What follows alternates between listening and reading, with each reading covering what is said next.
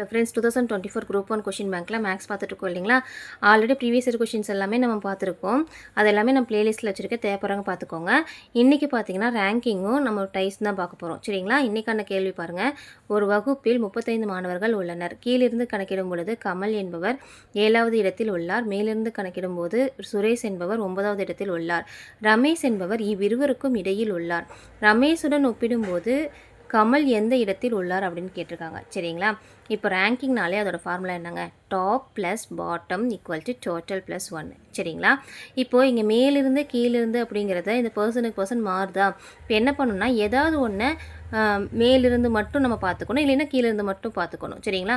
இங்கே பாருங்கள், இப்போ கமலுக்கு வந்து கீழிருந்துன்னு கொடுத்துருக்காங்க சரிங்களா? ஸோ அவரோட மேலிருந்து எத்தனாவது பொசிஷனில் இருக்கிறாரு அப்படின்னு கண்டுபிடிக்கிறதுக்கு என்ன பண்ணணும்னா டாப்போட வேல்யூ கொடுக்கல, அதனால் டாப் ப்ளஸ் பாட்டத்துக்கு என்ன கொடுத்துருந்தாங்க? கீழேருந்து 7வது பொசிஷனில் இருக்கிறா. அப்போது top plus 7 equal to total number of students எவ்வளோங்க? 35 ப்ளஸ் 1. இப்போ 35 ப்ளஸ் 1ங்கும் போது நமக்கு 36 ஆயிடுது. இந்த ப்ளஸ் 7ங்கிறது இந்த சைடு போகும்போது மைனஸ் 7 ஆயிடுது.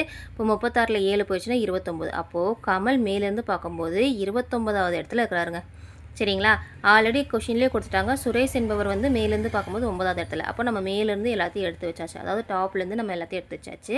இப்போ என்ன சொல்கிறாங்கன்னா சுரேஷுக்கும் கமலுக்கும் நடுவால் ரமேஷ் இருக்கார் சரிங்களா? இந்த மாதிரி சென்டர் பொசிஷனை கண்டுபிடிக்கிறதுக்கு என்ன செய்யணுங்க? 2 வேல்யூயும் கூட்டி 2ஆல் டிவைட் பண்ணணும், அவ்வளோதான். டிவைட் பண்ணிவிட்டு அப்புறம் சம்மில் என்ன கொடுத்துருக்காங்களோ அதையும் நம்ம பார்த்துடலாம்.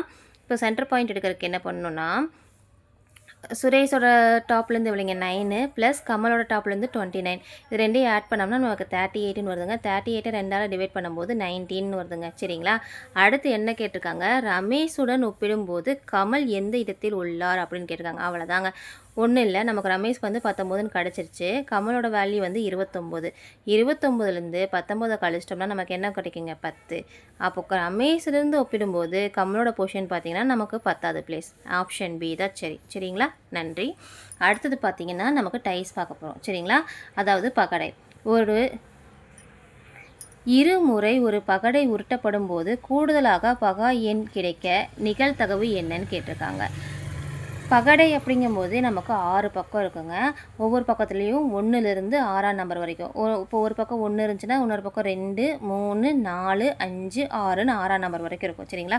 இருமுறை ஒரு பகடை உருட்டுறாங்க அப்படின்னா அதோட பாசிபிலிட்டி பார்த்தீங்க அப்படின்னா நமக்கு எத்தனை கிடைக்குன்னா 36. ஏன்னா 6 × 6 என்னங்க? 36 தானே? அப்போது எத்தனை தடவை விழுகிறதுக்கு சான்ஸ் இருக்குதுன்னு பார்த்தீங்கன்னா 36.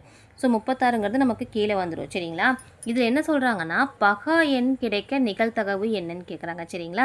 இப்போது ஒரு தடவை உருட்டும் போது 1, இன்னொரு தடவை உருட்டும் போது 1 அப்படிங்கிற வரலாம். இல்லை ஒரு தடவை உருட்டும் போது 1, இன்னொரு தடவை உருட்டும் போது 2, இந்த மாதிரி நீங்கள் எழுதி வச்சுக்கோங்க சரிங்களா? அப்போது 1லேருந்து 6 வரைக்கும் மாறி மாறி வரும். அதே மாதிரி 1லேருந்து இந்த 6 வரைக்கும் மாறி மாறி வரும். இது புரியுதில்ல? நான் எழுதி வச்சுருக்கிறது 1,1, 1,2, 1,3, 1,4, 1,5, 1,6, அதுக்கப்புறம் 2,1.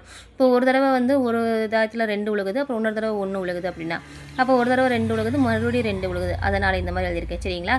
இந்த மாதிரி 6,6 வரைக்கும் எழுதியிருக்கேன். அப்போ வந்து டோட்டலாக பார்த்தீங்கன்னா எத்தனை பாசிபிலிட்டிஸ் இருக்குது? 36 இருக்குது. இதில் என்ன கேட்குறாங்கன்னா பகா எண். பகா எண் அப்படிங்கிறது என்னங்க? ப்ரைம் நம்பர்ஸ்ன்னு சொல்கிறாங்க இல்லையா?